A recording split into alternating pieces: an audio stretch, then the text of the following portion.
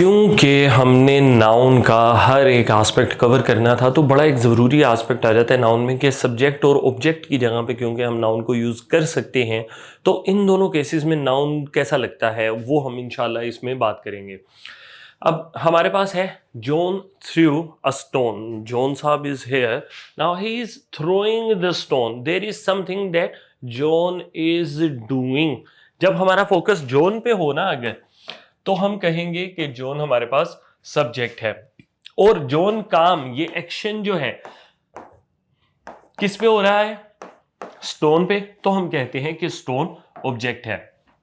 इसी तरह ये जो वर्ब है किक्ड, किक बजाते खुद वर्ब है, कौन किक कर रहा है, किसको किक किया जा रहा है, कौन को जो आंसर करे वो हमारे पास है सब्जेक्ट और किसको जो आंसर करे वो ऑब्जेक्ट है। यानी कि हम कह सकते हैं हु को आंसर करता है सब्जेक्ट और हुम को आंसर करता है ऑब्जेक्ट हमारे पास। और इन केसेस के हमारे पास प्रॉपर नाम होते हैं। जैसे हम कहते हैं जो वर्ब का सब्जेक्ट होगा ना वो नाम होता है नॉमिनेटिव केस, कभी वो सब्जेक्ट की जगह पे आ जाता है। अगर हम पैसिव वॉइस में जाएं तो वो ऑब्जेक्ट की जगह पे भी चला जाता है, बट नॉमिनेटिव केस हम इसको कहते हैं।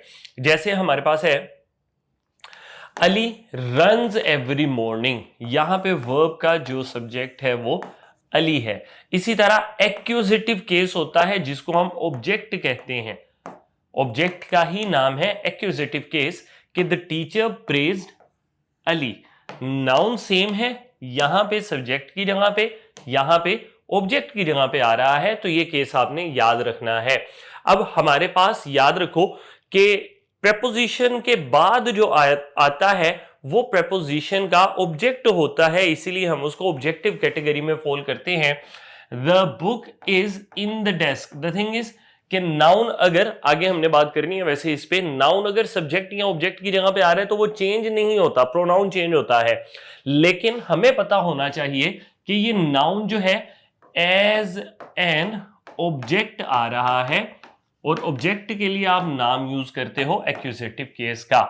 इसी तरह ही she sat beside her friend, she sat beside her friend, यहां पे ये जो हर फ्रेंड है ये ऑब्जेक्ट है।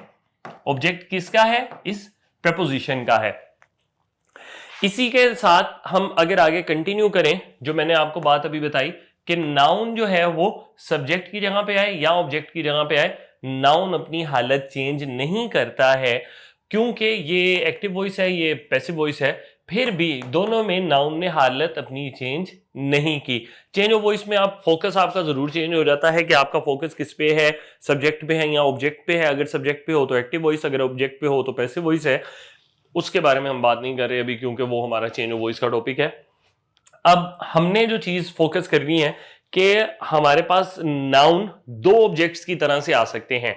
हमारे पास अगर वर्ब हो ना कोई गेव जैसा, जिसके साथ हम एक ऑब्जेक्ट भी लगा सकते हैं और दो ऑब्जेक्ट भी लगा सकते हैं। ये चीज समझ के आपको चेंज ऑफ वॉइस में हेल्प मिलेगी कि जो हमारे पास डायरेक्टली आफ्टर आ रहा हो वो हमारे पास डायरेक्ट ऑब्जेक्ट है और जो दूसरा ऑब्जेक्ट आ रहा होता है वो इनडायरेक्ट ऑब्जेक्ट है। सर इन दोनों में हम फर्क कैसे करेंगे, तो उसका एक सिंपल सा फॉर्मूला आपने याद रखना है। अगर आप इन दोनों की तरतीब चेंज करते हो ना तो वो बन जाएगा कि रहीम गेव अ बॉल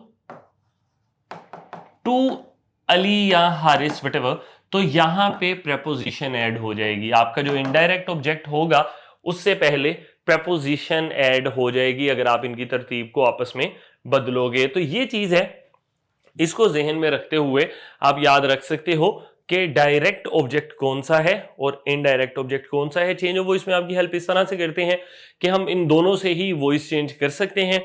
बाकी जो चेंज ऑफ वॉइस का होगा सारा का सारा एस्पेक्ट वो हम उसी के लेक्चर में बात करेंगे।